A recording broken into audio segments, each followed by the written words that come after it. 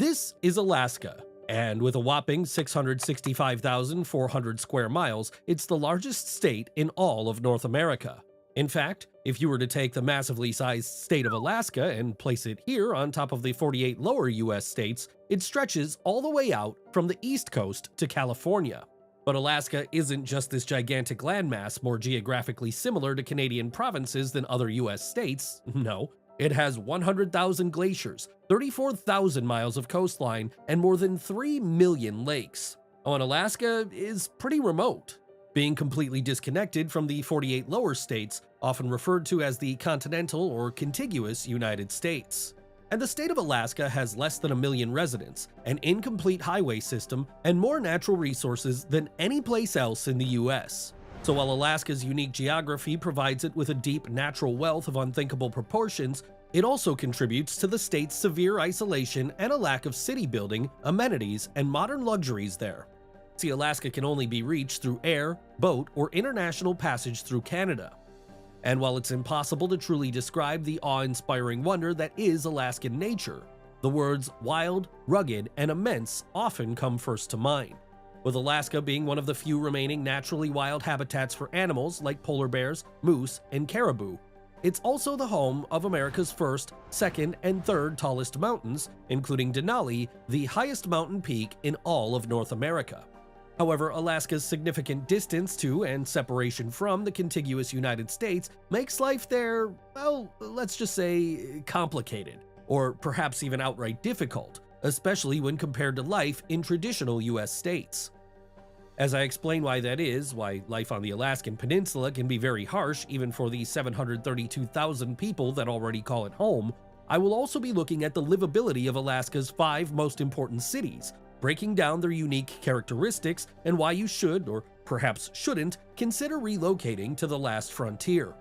And I really think that nickname, the Last Frontier, says a lot about what Alaska stands for, as Alaska is largely unsettled, with the few real cities there serving as a last line of modern settlement, a final barrier between Alaskan society and the wilderness that lies beyond.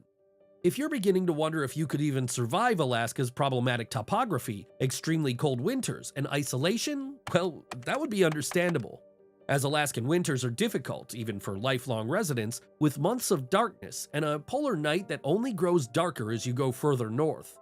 And small community living in Alaska can be nearly impossible, not only for the difficult terrain and extreme temperatures, but with several towns completely lacking access to roadway outlets. And yet, I would argue that Alaska's economics and public safety are considerably more concerning for its residents or anyone looking to move there. I will go more in depth on Alaskan economics and safety as I break down the livability of Alaska's most important cities in just a moment. But a more general overview would be that the state has one of the highest crime rates in all of America, with violent crime being particularly problematic, and Alaska having the nation's 5th highest rate of violent crime.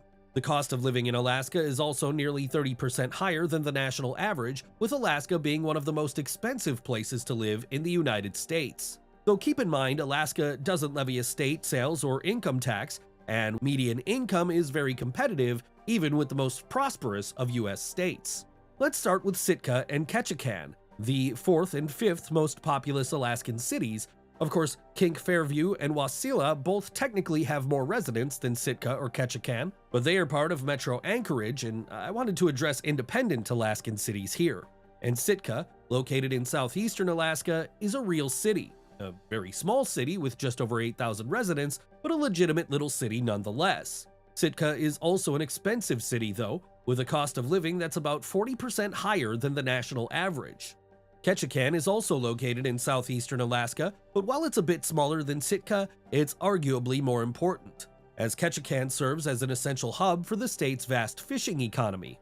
Then again, the story of Alaska revolves mostly around its 3 biggest cities: Juneau, Fairbanks, and Anchorage.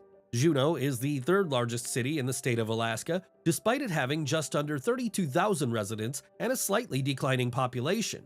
Juneau is mostly known for being the capital of Alaska, also located in the southeastern portion of the state, though it can't be reached even by other southeastern cities without a boat or plane, something that I think really outlines Alaska's staggering size and remoteness. Being the state capital of Alaska, Juneau has a thriving economy with significant employment in government, tourism, and fishing.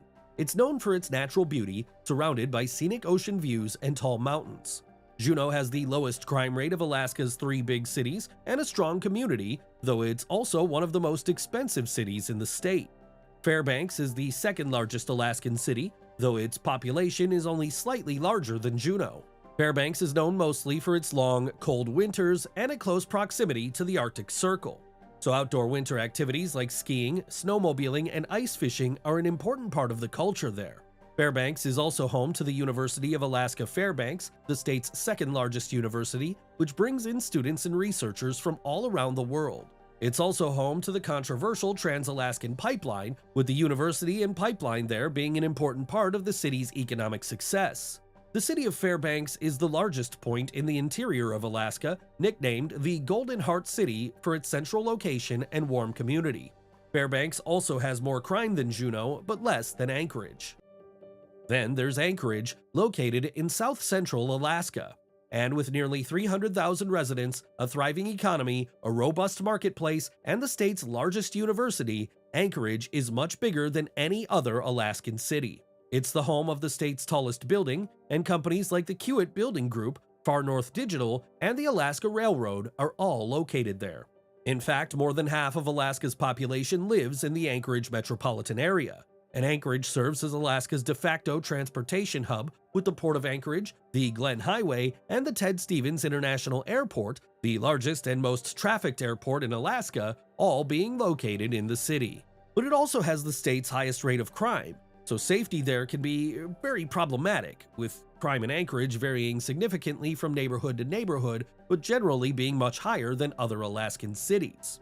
So while Anchorage offers the closest thing to big city life in all of Alaska, it also shares many of the downsides of big city living elsewhere. However, places like Chicago and New York don't enjoy the impeccable northern lights, and Anchorage is still an Alaskan city, so there's plenty of unique nature and open spaces all around the city.